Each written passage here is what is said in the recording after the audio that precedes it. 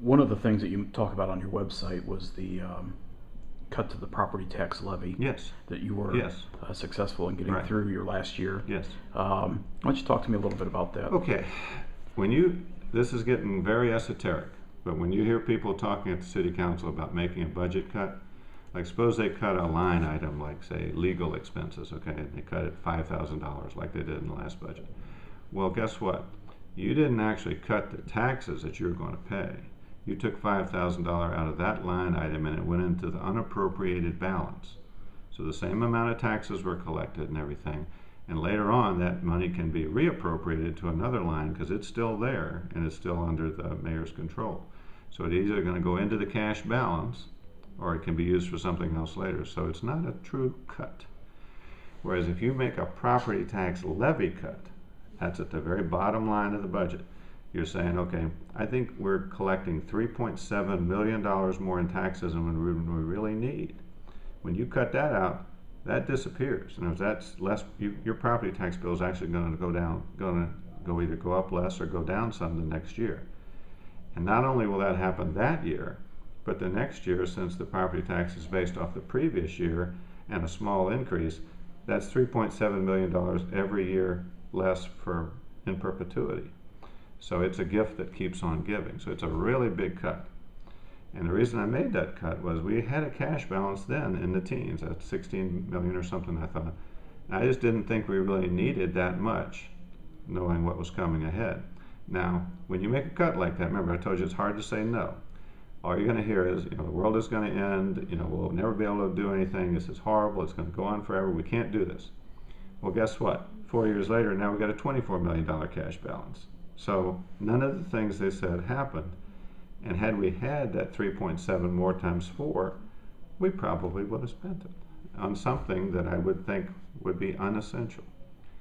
And for example, I would not have voted for the Calhoun Street project because we spent millions years ago going from two-way to one-way when the consultants said to do that. Then we get new consultants, pay them, they said go from one-way to two-way. And I don't think it's that much better than it was before, and I don't think it's as pretty as it was before, and we spent almost $2 million more. Those are the kind of things I think you wouldn't spend money on if you didn't have it, some non-essential things. So that's why I think it's important not to build up a tremendous cash balance, and also I knew that in addition to the cash balance we had, the light lease money was going to come back in 4 years. So there was going to be a cushion that we didn't just have to keep building up the cash balance when we had some coming. One thing that changed right after 2007 and in the first part of 2008, and it's kind of taken hold here lately, is the property tax caps.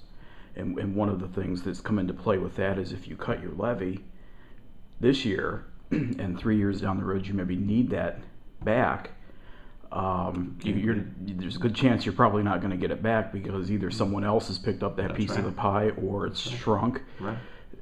How so much you would have to cut spending, which I think is okay. I think sometimes spending just rises to the level of money you have. You can't spend it if you don't have it. I don't think there's anything out there that, for example, maybe we wouldn't have done the Calhoun Street widening. Maybe we wouldn't have bought the Renaissance Square building. I'm not sure I would have voted for that. I probably would have been very skeptical with my current and probably not voted for that. That's millions of dollars we didn't have to spend. And you can make arguments, well, we were paying all this rent to the county, now we don't have to. Well, guess what? You are the county. Well, now we have two government buildings that we have to maintain by the same taxpayers. We are the county. And we also have a building that used to be paying us $100,000 in property taxes that we now have to maintain. So it's more money than you think when you start doing stuff like that. And if you don't have the money, then city county building would probably look pretty good. Mm-hmm. It certainly worked fine for years and years. And I just don't think it's the time to be expanding government, because remember, my prediction is in 2 or 3 years we're really going to be hurting. So don't spend so much. Keep the money we have in the reserve as much as we can, and that leads into the light lease fund. Well, you've brought that up, so right. Talk to me a little bit about your ideas. Spend very little of it. If I spent any of it, it would probably be to try to complete some of the promises we made in some of the annexed areas. And there was like some people that have been annexed area and we're kind of said, well, you know, we're going to turn your streets from chip and seal to asphalt or this or that. And that's not, a lot of that has not happened. So I think there are some things we could do out in the annexed areas that we kind of said we were going to do when we had the money, and you know, we still haven't done it, you know, years later. So I think I would do some of that. I might, I might have just a small amount for some small ideas, but I would not do another big mega project. I wouldn't do a North River project. I wouldn't do another Harrison Square. I wouldn't do a public safety academy, because all those things have great unknowns down the road, and I'd rather keep the money in. I would probably do another property tax cut. In other words, for example, if I got on the council, first year I was on the council doing the next budget, and that light lease money was available, I said, okay, this year, we're going to freeze property taxes in Fort Wayne. And that keeps that amount of money. It's a way of giving the money back to the taxpayers. That keeps that money in the private economy, which in my philosophy is more efficient, will lead to more economic development. And gosh, there's a great marketing thing. Go out to all the businesses and say, we're not only not going to raise, we're going to freeze property taxes here this year. I think that says something about how the city's managed and how, you know, I think it would attract business too. Mm-hmm.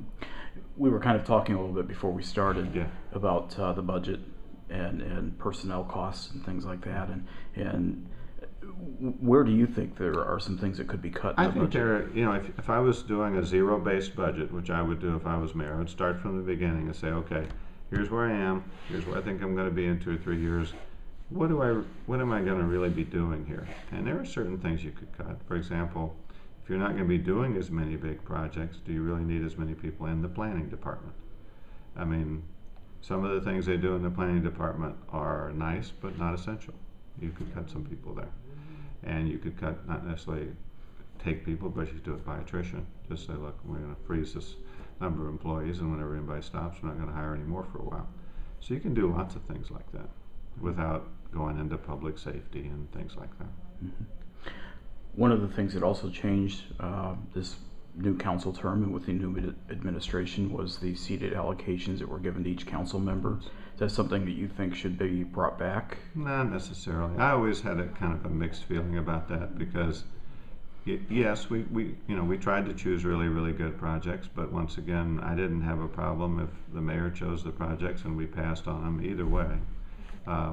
No, I didn't have a strong feeling about that. It was kind of a deal made with the council years ago when the mayor wanted that passed in the first place. But it wasn't necessarily a deal that all the further mayors are bound by.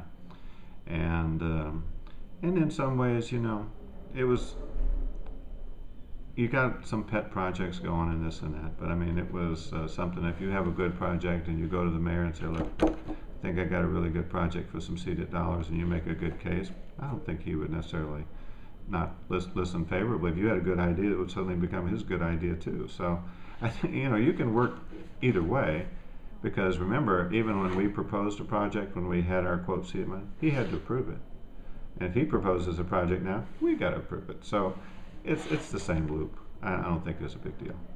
Would you be in favor of maybe taking some of the money from the light lease, or maybe even the, I don't know if it could be technically done, but the rainy day fund, something to get away from the bonding that we do for the CEDIT projects? Oh, sure. And I would love to finance less, as far as you know, like for example, we bought those new garbage containers. Well, you know, that's not a real big expense. I mean, you could have just paid for it, or you could have financed it yourself rather than pay the bank however many percent you're paying. So that's a way of paying yourself interest rather than paying it to somebody else. So yeah, I think on small projects, you could kind of chip away at that way too. And that's another way of not raising people's taxes, because if you bought the garbage bins and you have to pay for them and you have to pay the interest, it's sooner or later it's coming back to their garbage fee too. And the thing that I like about that is the pay-as-you-go. Yeah, absolutely. Especially with the CEDIT bonding, because I think John Schoaf, Councilman Schoaf, quotes the figure of $1.75 is what you end up paying for every dollar that you bond. Oh, absolutely. So, yeah. Oh, it's huge. I mean, just like home mortgages and stuff, very few people can write a check to buy their home, but on the other hand, most people don't go to the bank to borrow for their television set. So you could do a lot of the little projects with the money we have in the light lease fund or the cash balance or stuff, rather than just continuing to have more and more over the years. It does add up.